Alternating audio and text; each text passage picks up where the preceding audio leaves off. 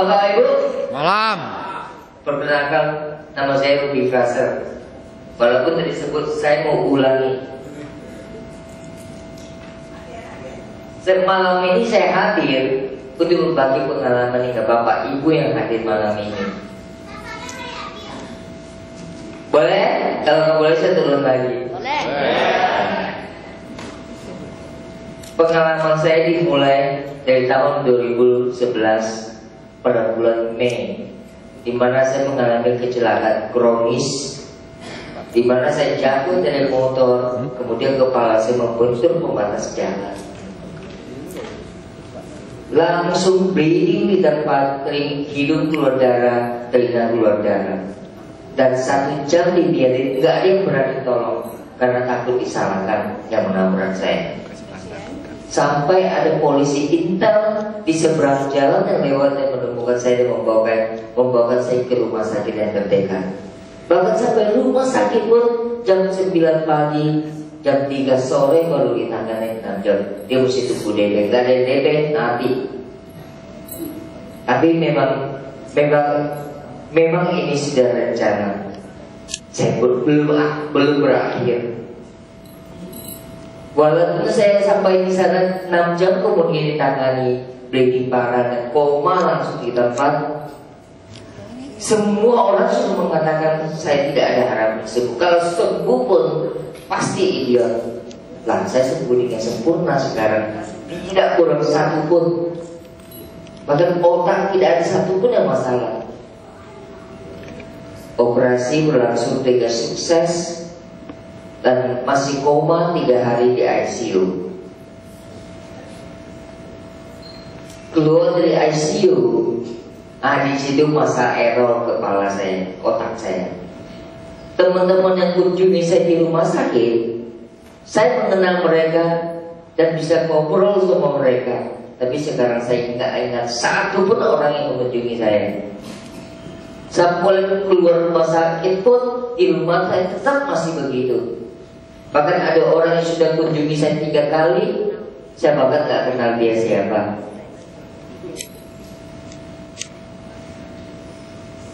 Terus selama 2-3 bulan baru kembali normal.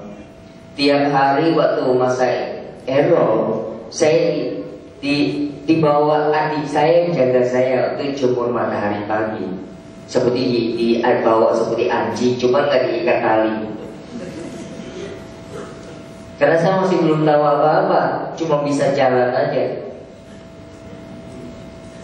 Saya masih ingat seperti ini, seperti anjing gitu. Untuk nggak dikasih tali, tarik parah. Sampai 3 bulan berlalu, error di otak saya sudah mulai normal kembali. Ada satu masa kritis yang waktu saya lewati setelah keluar dari rumah sakit. Saya tidak ada satu pun benda yang bisa masuk ke dalam perut saya.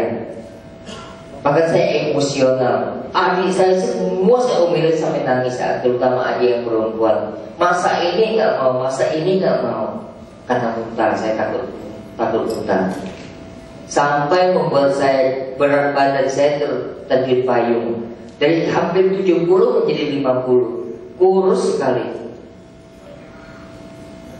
Sampai terus dari masa 3 bulan otak sudah normal, terus menunggu operasi kedua. Dan kemudian pada bulan November tanggal 2 operasi kedua dilaksanakan. Saya pikir itu sudah akhir semuanya, saya sudah bisa kembali bekerja. Di mana operasi pertama tempurung di kepala saya harus dibuka untuk membersihkan darah di otak. Darah yang terendam terlalu lama bahkan membuat saraf mata saya rusak sehingga mata saya menjadi juling. Yang tidak juling jadi juling. Jadi penglihatannya 1 jadi 2. Lihat motor 4 jadi 8. Gak berani keluar malam. Dan karena kecelakaan itu juga mengakibatkan saya mengalami impotensi. Masih muda tapi masih mengalami impotensi. Operasi kedua, ya saya harapkan sembuh dan saya bisa kembali bekerja lagi. Ternyata yang operasinya berjalan dengan sukses sebaik hanya 2 jam, saya sudah merasa senang, saya pasti sembuh. Ternyata begitu keluar dari rumah sakit 3 hari, di bekas jahitan yang paling terakhir di telinga itu keluar cairan coklat seperti darah anak. Saya langsung komplain ke UGD. UGD tidak pernah ditangani.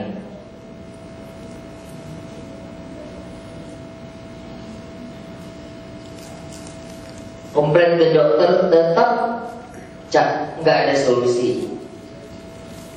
Terus begini, karena saya tidak bisa dokter hanya mengatakan kalau saya komplain, ya kalau mau tahu harus dioperasi ketiga. Tapi saya sudah tidak punya dana. Terus saya menunggu begitu sampai yang keluar cairan itu di bekas jahitan terakhir muncul benjolan kecil. Untuk membuang supaya benjolan itu tidak ada, saya suka pakai jarum ditusuk sehingga nananya keluar, sehingga dikempes. Ternyata besok kembung lagi. Sampai terakhir keluar terus 5 hari. Itu nanang dari mana? Saya nggak pernah pikir waktu itu. Sampai pada waktu sore saya mandi, saya pegang rambut saya. Ternyata rambut saya itu copot sama kulit-kulitnya. Di dalamnya sudah tidak ada daging dan tidak ada kulit. Terbuka, borok terbuka, luka yang terbuka. Cuma tinggal tengkorak doanya, tinggal tengkorak aja. Saya masih terus hidup selama 3 tahun infeksi kronis di kepala. Sampai tempurung di kepala sudah mulai berlubang, sudah mulai retak-retak. Dan untuk mengganti korban, saya mau minta seorang tante-tante di sebelah rumah, karena saya belum pernah ganti korban sendiri. Ditambah lagi dengan mulutnya tante-tante ini, kalau kamu gak segera ke dokter, kepala kamu akan jadi luka semua, tinggal tempurung kepala. Saya takut. Bagaimana saya bisa mikirin sampai begitu? Kalau saya seluruh kepala saya jadi luka, terbuka. Saya takut. Begitu saya pulang, saya bahkan mencoba merencanakan bunuh diri. Begitu takutnya sampai rencana bunuh diri. Waktu itu setelah operasi, teman saya berbaik hati saya dan membiarkan saya menumpang di rumahnya karena saya masih belum punya rumah sendiri waktu itu. Saya tinggal di sini. Saya masih mengerti. Walaupun saya memilih itu bunuh diri, saya tidak mau di rumah itu mengganggu teman saya. Saya sudah merencanakan mau tinggal di hotel mana, dan saya merencanakan cari di Google lagi.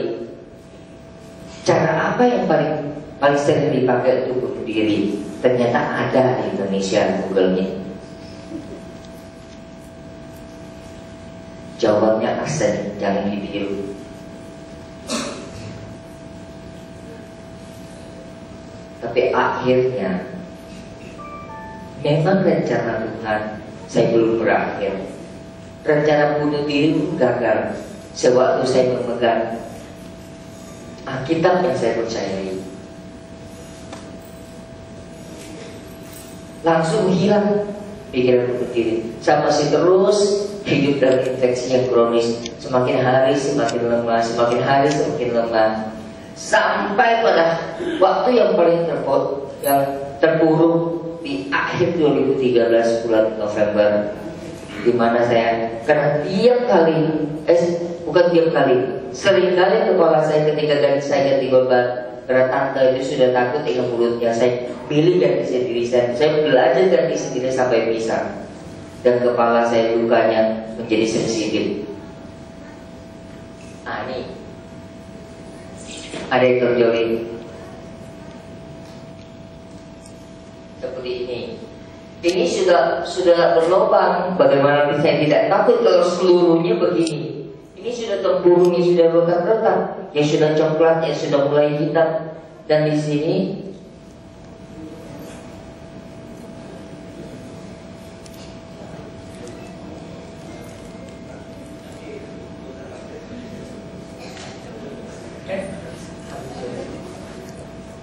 Yang penting sudah tahu ya, Bapak Ibu. Good.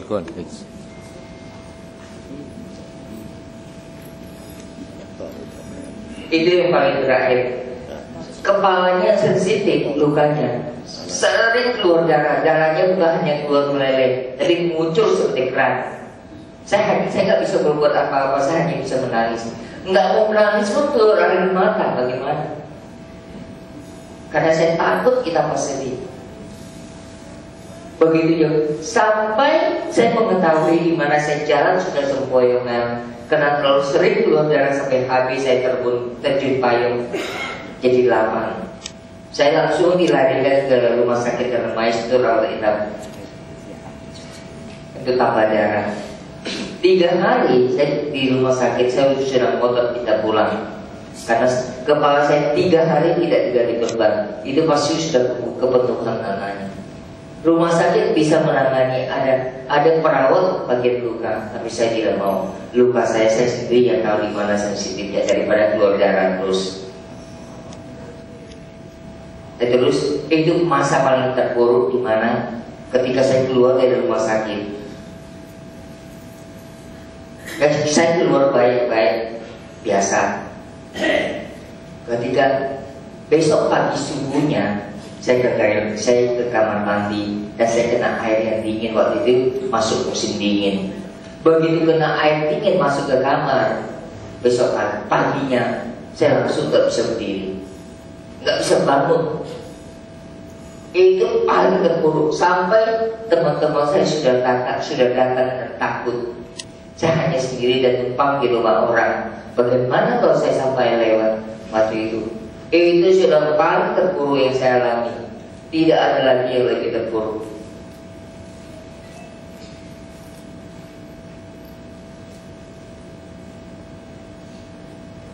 Hampir 2 minggu saya baru melewati masa-masa itu. Masa-masa di mana saya terpuruk. Terus tidak bisa bangun. Saya sudah telepon orang tua saya, papa mama saya.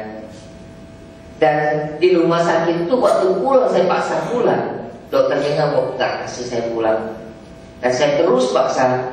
Dan dokter itu mengatakan, ditambah itu saya merasakan benar-benar seolah-olah dunia sudah runtuh. Kepala saya infeksi belum selesai, saya divonis gagal liver. Dan saya pulang gak bisa bangun langsung, gak ada kekuatan.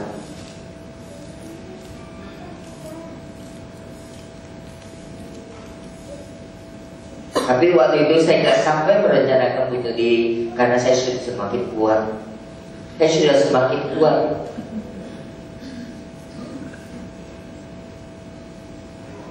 Saya terus menanti dan saya terus tetap percaya. Suatu hari saya pasti mengalami kesembuhan. Dan itu datang pada tahun 2014 bulan April. Saya mulai menjalani operasi ketiga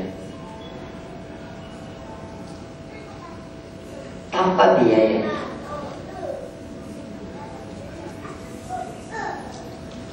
Operasi yang ketiga berjalan dengan lama. Jam 8 pagi masuk, jam 3 sore keluar. Itu cukup lama. Saya kira sudah sukses. Saya sudah bisa kembali bekerja lagi. Ya, seringkali karena saya begitu merindukan sembuh, dan saya selalu merindukan sembuh, dan saya harapkan ini saya sudah bisa sembuh. Ternyata setelah operasi, akibat dari infeksi kronis di tenggorok kepala saya itu diangkat pada operasi ketiga. Ternyata kulit dan daging sekitarnya juga infeksi kronis juga, bahkan berbau dan bernanah setelah operasi ketiga.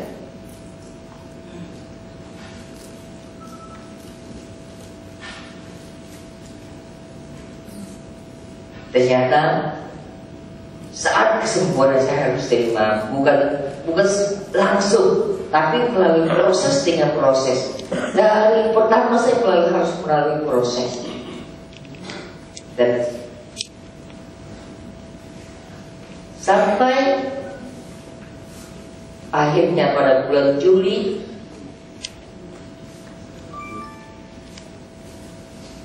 tanggal 1, di situ kebenaran Tuhan datang. Saya dipertemukan dengan Pak Jonathan yang ada di sini.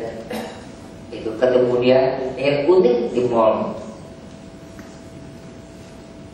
Saya sering makan siang di kantin di mall, dan Pak Jonathan pas datang ke toko, seberang di toko tempat saya kerja dulu. Dulu saya bekerja di toko jam. Nah di situ dia lihat saya pakai sahabat korban, dia langsung dekatin saya. Dia share ke saya, kamu mau sembuh nggak? Dia kasih saya brosur purtiker. Kamu mau sembuh nggak? Itu yang ditanyakan. Bagaimana saya tidak mau sembuh? Saya sudah menantikannya 4 tahun, 3 tahun.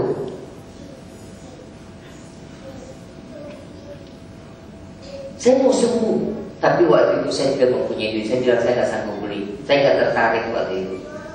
Pulang sama Pak Jonathan diantarin juga, tapi saya sama sekali tidak membaca brosurnya dan tidak tertarik.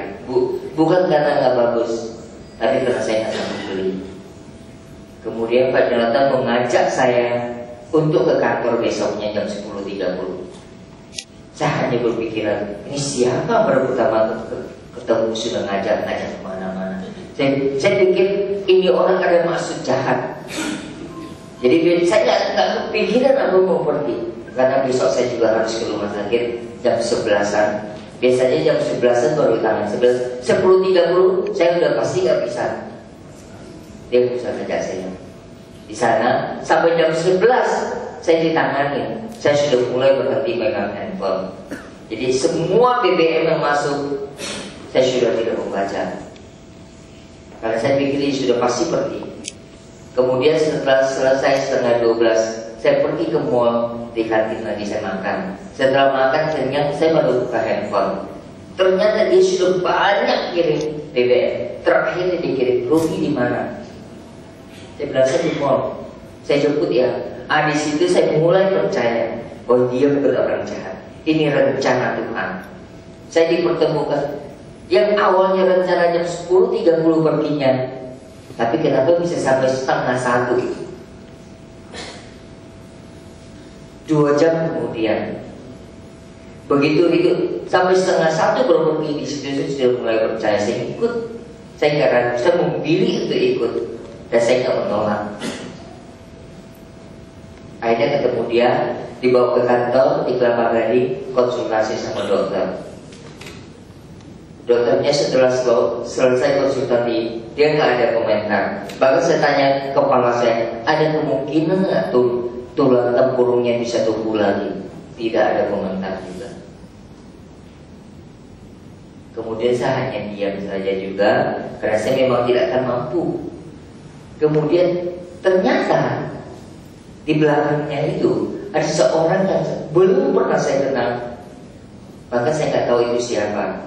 Dia mendengarkan konsultasi kami. Orang itu adalah Pak Gideon. Dia maju mendekati saya dan dia menjelaskan saya dengan sejelas-jelasnya sampai saya mengerti purtian itu apa, stem itu apa, dan saya menganggap itu sangat bagus. Tapi saya tidak sanggup beli, apa boleh buat. Pertama, Pak Gideon hanya menanyakan, saya mau sembuh. Saya bilang mau. Seperti Pak Jonathan juga, Pak Gideon. Dia menanya saya mau sembuh. Tentu saja saya mau sembuh. Sudah rindu selama 3 tahun. Saya bilang saya bukan nggak tertarik. Saya diam karena saya pasti nggak sanggup beli. Nah, dia tanya mau sembuh. Terus setelah itu dia ke kasir. Nggak lama kemudian dia bawa 1 paket untuk saya gratis. Mulai besoknya saya langsung mulai minum pertama, karena saya tahu itu produk yang bagus. Saya begitu percaya. Minum produk itu 2 pagi 2 malam sampai 10 hari pertama saya sudah mulai mengalami proses kesembuhan, di mana kepala saya seperti dirajut benang. Enggak terlalu sakit tapi sepanjang hari, dan bukan hanya 1 hari, berhari-hari. Itu mengganggu sekali. Dan itulah terjadi kesembuhan begitu ke rumah sakit. Dengan dosis 2 pagi 2 malam, pada bulan yang ketiga ada 1 yang disembuhkan. Saya tidak hipotensi lagi.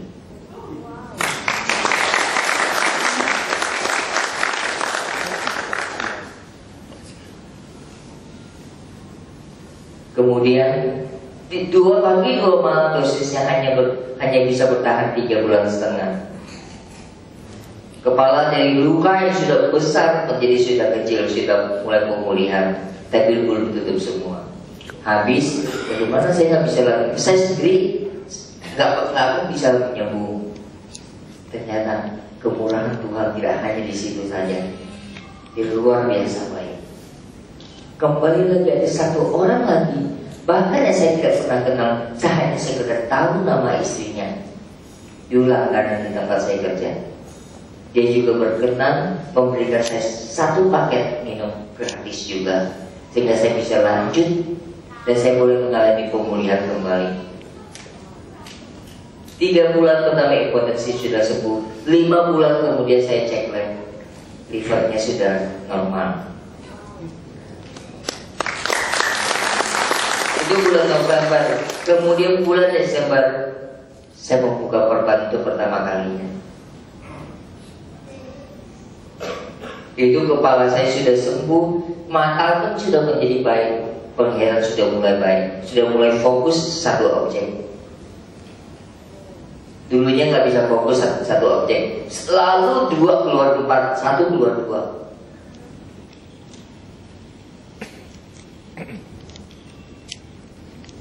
Setelah bulan Desember kepala sudah tutup karena saya banyak masalah.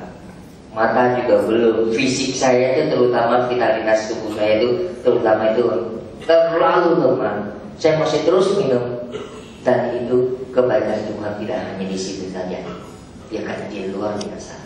Itu kembali lagi kemurahan Tuhan datang. Ada 1 orang lagi, nomor 1 Jiliway, orang nomor 1 Jiliway, dia juga memberikan sama istrinya memberikan 1 paket, lebih 1 kotak kepada saya, sehingga saya bisa terus minum dengan dosis yang sama, saya nggak turun,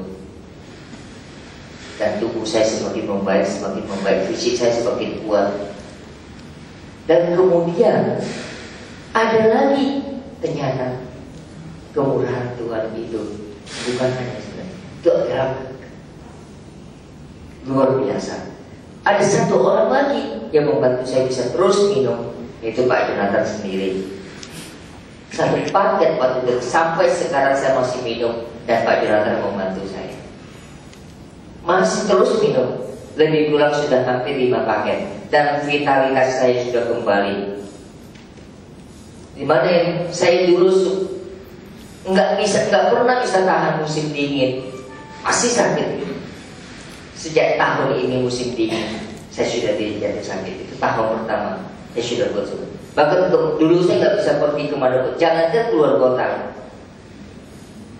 Keluar sebentar aja, pulang udah pasti terbaring. Terbaring bukan hanya sebentar, bisa berjam-jam. Vitalitas saya coba sampai hari bisa minum. Dan pengalaman saya yang saya bisa terjadi sampai ini karena saya memilih purifikan. Saya memilih untuk sembuh. Saya tidak menolaknya.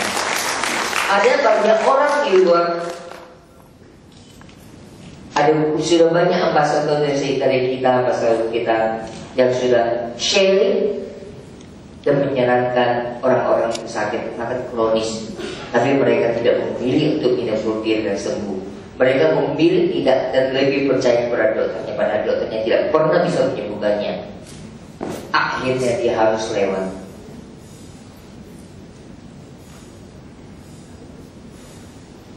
Semua pilihan ada di tangan Bapak dan Ibu yang hadir di malam.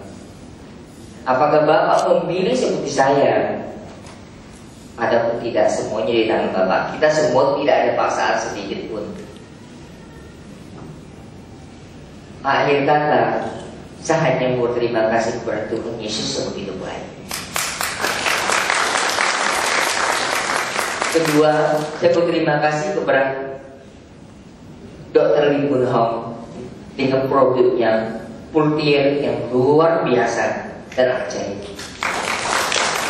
Yang ketiga, saya berterima kasih kepada Pak Jonathan. Kalau tanpa bertemu dengan dia, mungkin saya nggak ada sampai hari ini.